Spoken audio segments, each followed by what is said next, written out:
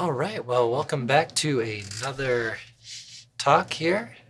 We're working through a little bit of In Walked Bud, and I'm going to discuss a little bit of maybe some perspectives on it they might think about, and then talk about a few different topics.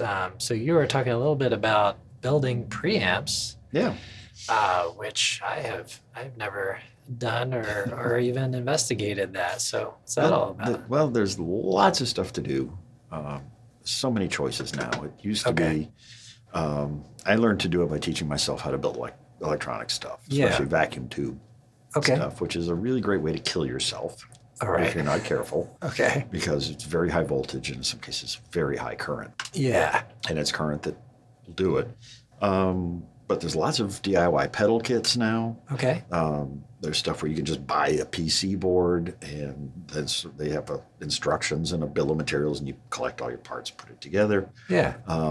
In this case, I'm doing a copy of the Alembic F2B, which is a copy of the Fender Dual Bass or Dual Showman,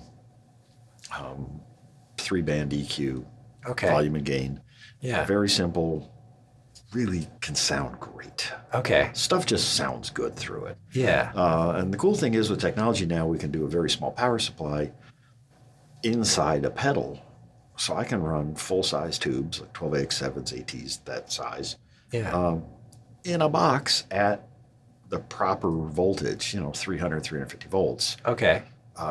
where tubes sound good. Yeah. Not that what they call starved plate, where they'll put a tube in something and run it way down to the bottom of its curves, so it's basically distorting. Okay. And that's what people seem to associate with the tube sound. Right. Tubes are actually very clear sounding. Okay. It can be very open and clean. And Right. so yeah, so I'm going to do a couple of those. One in a pedal, and then I think one in a rack unit to have Okay. at home. So what's the advantage of working with a tube?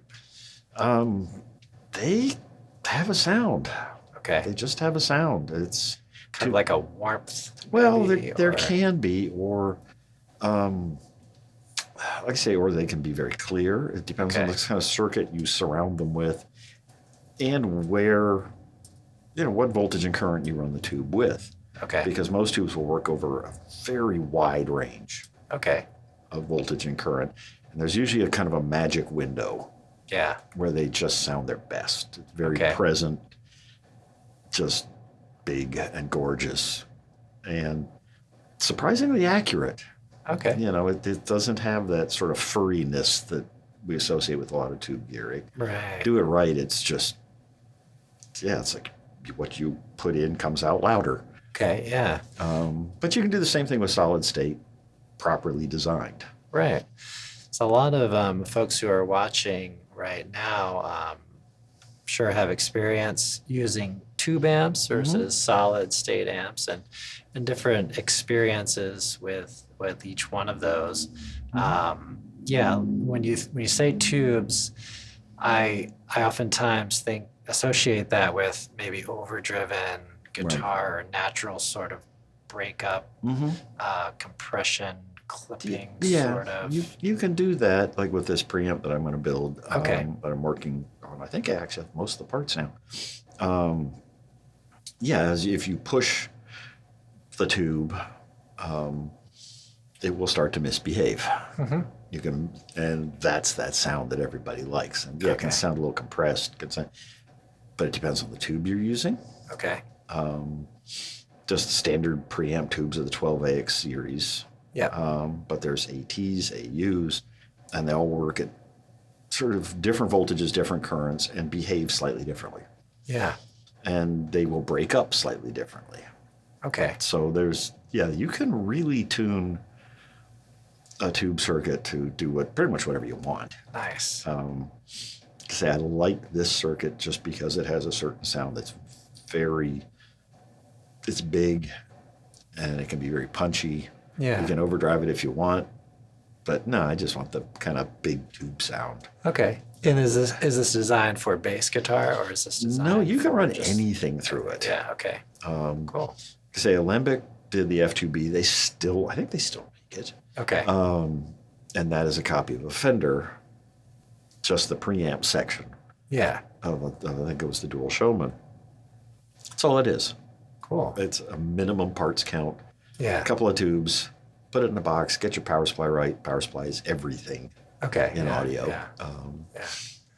So do you Easy. plan to use this for your own gear for your Yeah. own setup? Yeah. Okay. Yeah, just as part of my own rig. Okay. Cool. Because I use, the big rig is my insane iPad setup.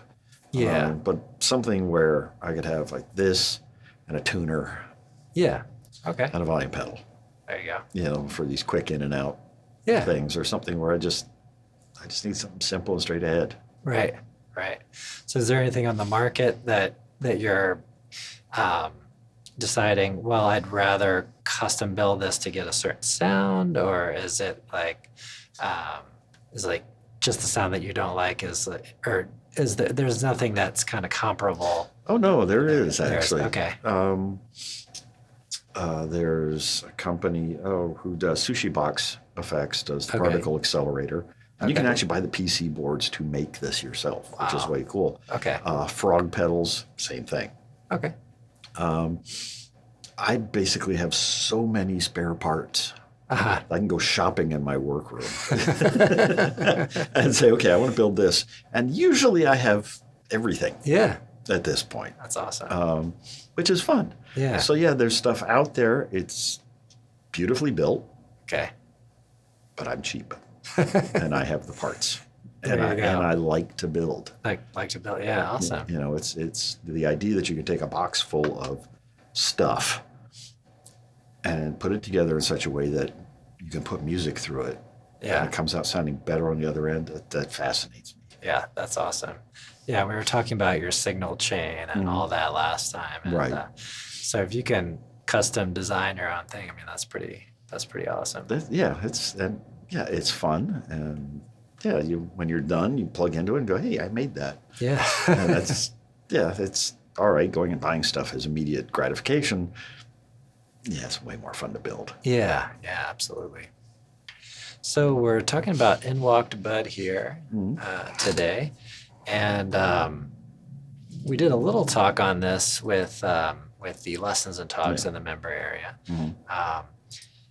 So what are some things that you find appealing just about the song in general? The changes, the melody. Well, the melody's great. It is a monk tune, and I love Thelonious Monk. Yeah. Melody is fun. Like a lot of monk tunes, the melody is kind of lighthearted. Mm-hmm. A lot of times there is a lightness and a joy Yeah. to the melodies. Excuse me, but then you get to the chords and go, wait a minute, okay, what's going on? Right. But this is one I said in the other thing that I've said in the past. I love inner motion in chord changes. Yeah. And in this one, we've got these walk downs from the sevens. Right. Yeah. Let's um, talk about those. that's something that, so here's this beautiful movement that is not the root. Mm-hmm.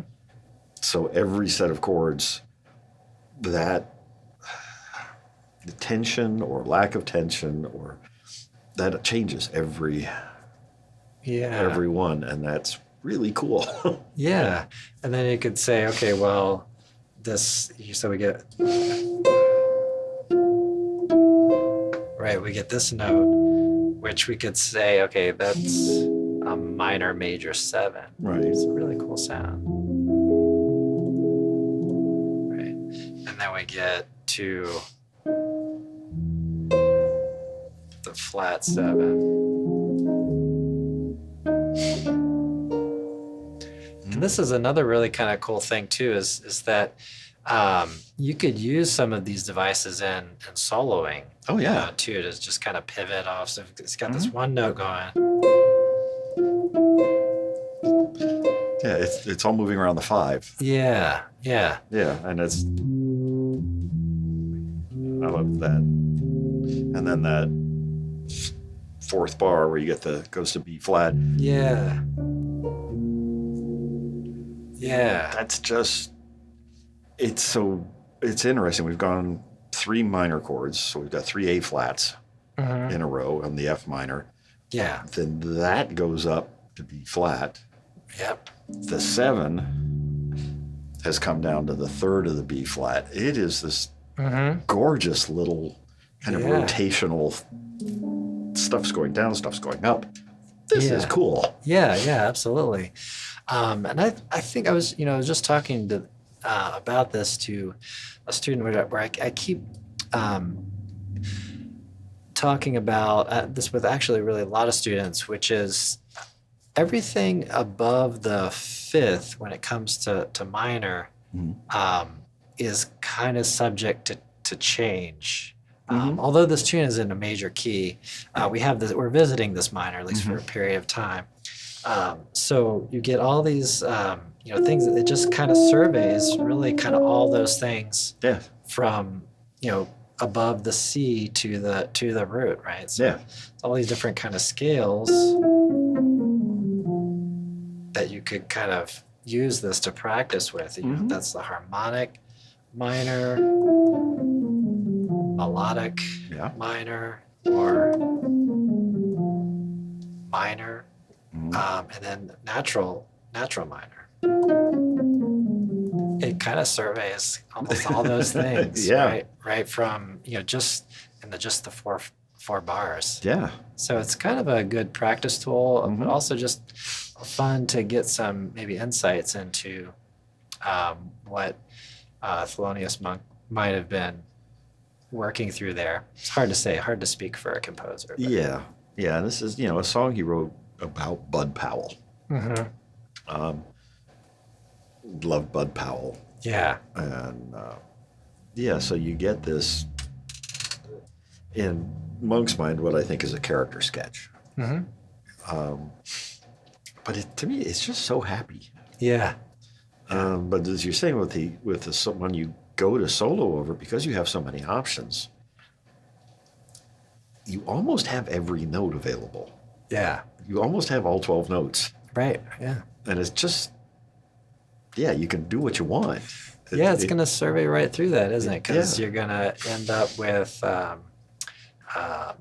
we end up with an A natural a little bit later on with the F7. Right. So you've got, if we just kind of surveyed a bunch of the notes, we're going to have that. We have the D natural, D flat. Well, we covered all the notes. Yeah, we've kind of played them all at some point. Yeah, and it's like as we talked in that other thing, if you're not watching it, go see the other thing. Yeah. When you get to bars 5, 6, and 7, we're going from that A flat 6. So that's the F there, then F7. There's the A, then B flat minor. I've got that. Yeah. And like I told you, on the head, we go there. I like the C there. Okay. Nice. Or even C sharp. Okay. Which does fit theoretically better. But especially if you play that E flat 7. Yeah. And if I play. Okay. I've got. Yeah. There's so much tension there. Yeah.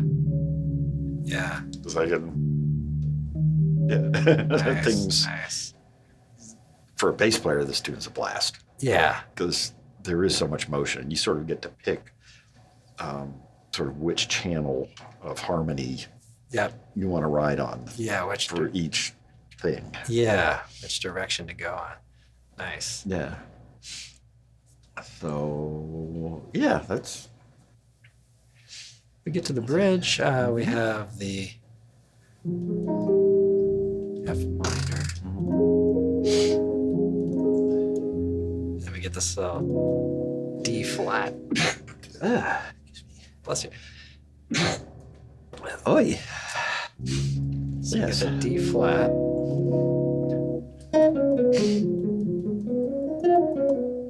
It's kind of interesting in the melody too that we have this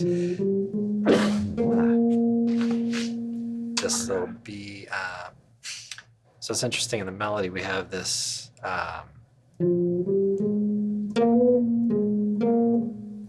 So it's like this note is like a kind of a blue flat five on Right. the F. So in that context, it doesn't feel like that's part of the chord. No. And then they give you the chord with that note in it. Right. It's kind of wild, right? It's Yeah, kind of you like get the- now, or yeah. So you're playing like F minor. It just sounds kind of bluesy. Oh yeah, completely. Yeah, and then they're like, okay, Yeah. that note's just right inside now.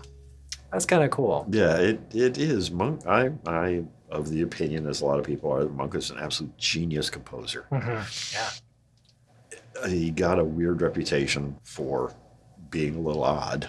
Yeah. He's incredibly creative, incredibly inventive. Yeah. And, you know, here we are decades later looking at this going, look at how cool that is. You know? Exactly. There's this beautiful writing going on here that's fun and interesting. And like you say, gives you that. Yeah. And then, Yeah. And then it's that's awesome. Then it's just you just settle into it. Yeah. yeah. And then we get this little line. What an odd interval there to Yeah. to hit that. Probably to our ears now and modern days, it's not really that odd, but I mean, it's still the tritone is always going to be a dissonant interval, but it's interesting to think that maybe it was perceived differently at one time. I don't know. Well, yeah, and you know, Monk would use the tritone a lot. And the half step, Yeah. very dissonant intervals. Mm-hmm. Yeah, very much. But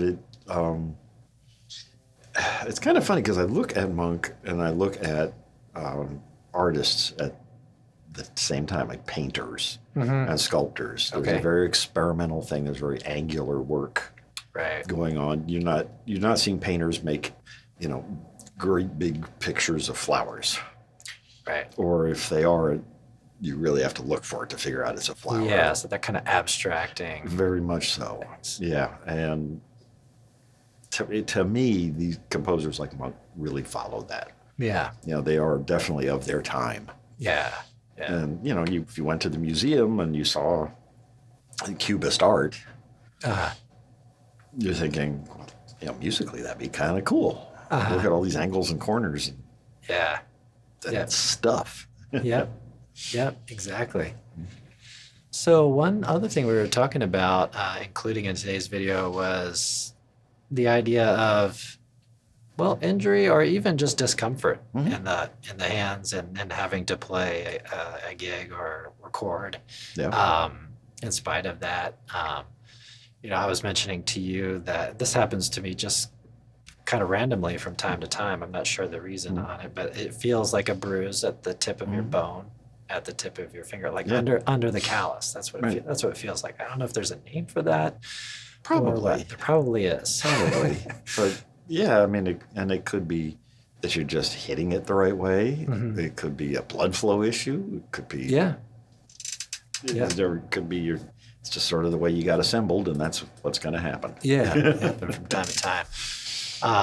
So you mentioned that you had some cuts. A couple of days ago, I was working on a repair and managed to, with a brand new X-Acto knife, really sharp. Wow. Pretty much just touched 2 fingers, and it was a dumb move, and I stopped paying attention for 2 seconds, and That's when it happens. Yeah. yeah, and I had things kind of under tension, and Yeah. Oh man. so I've had Band-Aids on. I super glue this morning, which mostly held. Yeah. Not totally, but mostly. And you played a gig. And then I played a gig this morning, and now we're doing that. And then I got a gig tomorrow morning. Yeah. Yeah. So I will just be applying super glue liberally. Right. And it's sore, and I have to watch. You know, normally my hand would sit like this, but with my second finger, that hurts. That's tender, so I got to come up like this. My third finger, I would normally play kind of curled up like that. Yeah. I can't do that. Okay. It hurts, so I'm actually having to reverse how I tend to use 2 fingers. Okay. Yeah. And just be aware of that, because it will let me know if I don't. Yeah. Yeah. Exactly. So if you're playing with X-Acto knives, watch it. Yeah. Good super glue, not the stuff from the grocery store, but get the stuff from the hobby store. Okay. I think for string instrument players Yeah. should just have some in the house. Yeah. When I was playing bass more regularly, I would play a couple gigs per week on that instrument. I'm sure you can barely see it in the video, but this is kind of in my early 20s, and I found that the callus under my nail would get so big that it would just like start kind of pushing up against my nail. I don't know if you've experienced that at all. I have, but it's funny. For most of my life, I really don't have that big a callus. Okay. Yeah. And when I have gotten heavily calloused, I'll take a nail file Okay. and knock that down Knock them down. Yeah. because I lose feeling. Yeah. Yeah. You know, it's Yeah. that- Both hands. You have that. Like I don't get calluses in this hand really so much anymore. I may have some light roughness, Mhm. but on bass, I think back in the day. Yeah. I Now, had a what's little- funny is I do have a permanent. We're talking about right here. It's permanently just a little thicker, Okay. and that's for playing upright. Okay. Yeah. Because it's that trick where you kind of grab from the knuckle to the Yeah. end and really Dig into it. dig in. Great sound. Murder on your fingers. Yeah. Yeah. So gotta play, through the pain or discomfort or what have you, and kind of get through it. Yeah. And like I say, you have to adjust. I have to be aware where these two fingers are, and it affects how I move. Yeah. Because where normally I would play something and just, very comfortably fly around. Yeah. Now I'm like, no, you can't do that. No, you actually have to be interesting, not just fast. Exactly. So let's take a look at the tune a little bit more here too. So we have this chromatic line.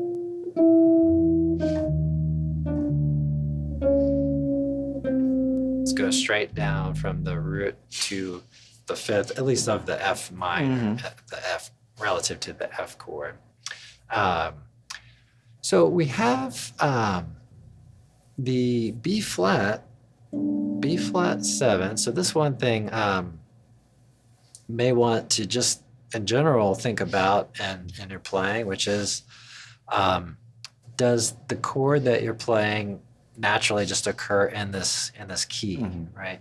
So the key of 4 flats has a D flat, and this chord B flat 7 has a D natural, just like the melody. Right. So it makes sense. So that's sitting a little bit outside. So you might say, okay, that's a 5 of the 5. Right. So we get a dominant 7 moving to the E flat 7, and then to the 1. Right. So just get 5 5. So that's fairly self-explanatory, I guess. But then we have the F7. So another spot where, well, we have an A natural. Right. So this is a good exercise to try, is just say, okay, survey the notes in the chord that you're playing, and then ask yourself, are they sitting inside of that key? So Yeah. you have A natural doesn't occur in the key of A flat, 4 flats. No, because that really is, to my way of thinking, a passing tone Okay, yeah. between that A flat 6 and the B flat minor 7. Yeah. Because that's where the motion is. It's like the first 4 bars, the motion is at the 7. Right. So you could Now even it's- play a bass line like that, right? You could play. Right. Okay. Yeah. Yeah. Okay. Yeah. Yeah, that makes sense. It's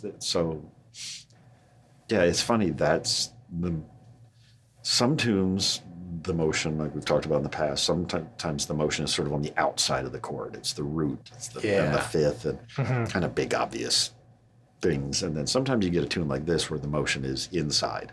Yeah. And Monk likes to switch it around. He goes from the 7, then he's playing with thirds, Yep. and Yeah. this stuff is moving, but it's it's not, the motion isn't where you would expect it to be. Yeah. And that's part of the fun of the tune. Yeah, exactly. Now that you mentioned that, kind of jogs my memory. I was going to talk about this a little bit earlier, but we have this little encircling thing happening. So you have, this is something that you could use in composing tunes, or, well, like this one, and then also in your improv, right? So you take a half step above, half step below, and then you go to where you're ending up as a target, right? So you get, okay, and then we're gonna move to the, so that's gonna be the A flat.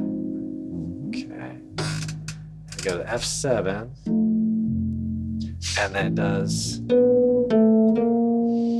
another encircling kind of thing. Yeah. With that, so you get a half step above and a half step below.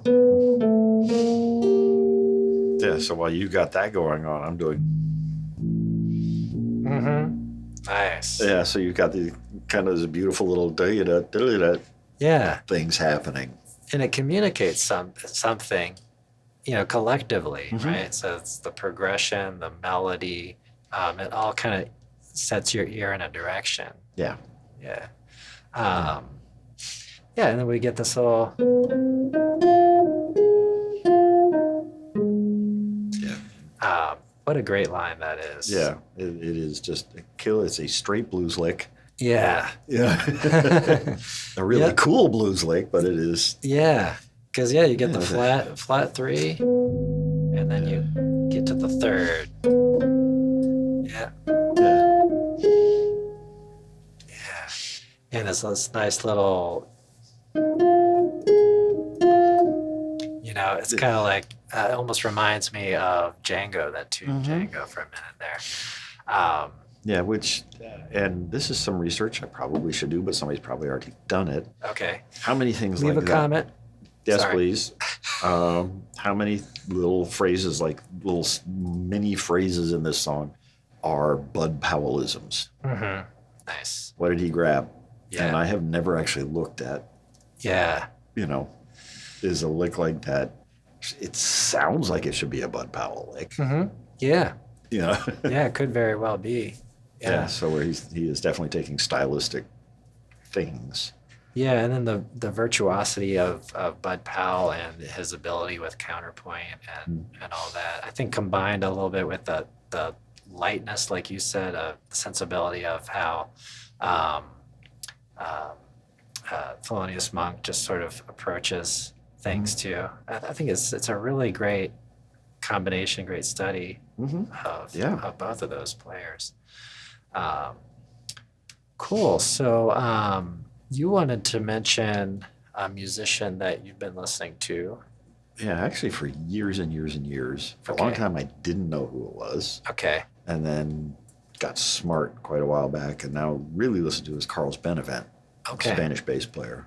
Nice. He's considered the father of flamenco bass playing. Okay. He was Paco de Lucia's bassist for years. Yeah. And he could keep up with Paco, so there you go. Yeah. Enough said. He also was in Chick Corea's Spanish Heart band. So you hear him he with was that. on that recording. Yeah, Okay. so you hear him with, there's a couple of bass players. He did a lot of it. The stuff that really sounds Spanish is definitely him. Okay. Because he's got that thing. But his latest albums are stunning. I mean, the composition and the playing is really amazing, and it is not just a bass player's album. Okay. The guy is a virtuoso player, Yeah. and I'm happy to listen to him just do his thing. But then he's writing for percussion and horns, in some cases voice, and it is really something. It is so beautiful. Nice. So is his work small groups? Bigger? Tends to be small groups. If you look up on YouTube, not the best sound quality, but at least you can see him. He's got solo stuff. Yeah. There's duet stuff. He does a trio gig at a hotel in Barcelona. Go figure. Wow. Yeah. And I would kill to see it. And it's him, a percussionist, and a piano player. Okay. He's got videos with him and just a percussionist. Then there's stuff where he's playing with somebody else, and it could be 8 people. Yeah. And maybe a flamenco dancer. They are Spanish after all. Okay.